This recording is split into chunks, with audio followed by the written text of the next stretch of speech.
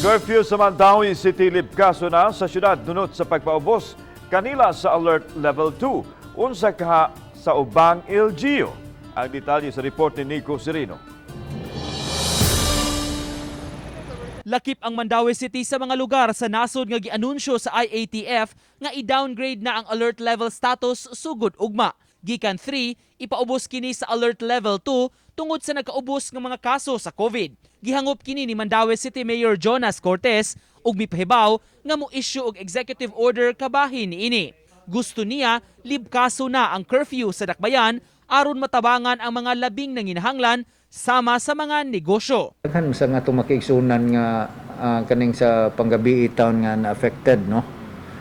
Unya basta for as long as kuan lang gyud ang atong mga establishments compliant. Matod sa iyang executive secretary, padayon pa hinuon nga gidraft ang executive order. Tungod sa hangyo sa ato ang mga magpapatigayon, mga negosyante, mga empleyado, nga naglisod yun og recovered. Libkaso ng curfew for the business establishments as well as the employees.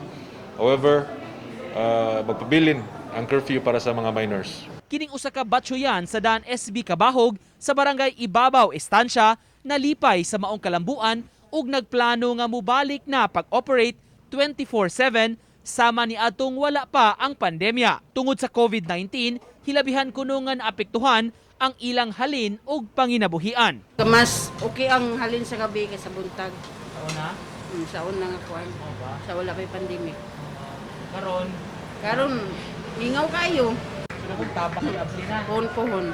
Sa Talisay City, bisan sa downgrade sa alert status, magpadayon ang strikto nga pagpatuman sa curfew ordinance gikan sa alas 11 sa gabi hangtod sa alas 4 sa kadlawon. Matud sa hepe sa dakbayan, sukad Pebrero 1 hangtod kagabi, nakadakop sila og 210 ka mga nilapas sa curfew ordinance. Ato ginang panghingusgan kay dili ta pwede atong luagan kay basin ba og mo balik na sadta sa una.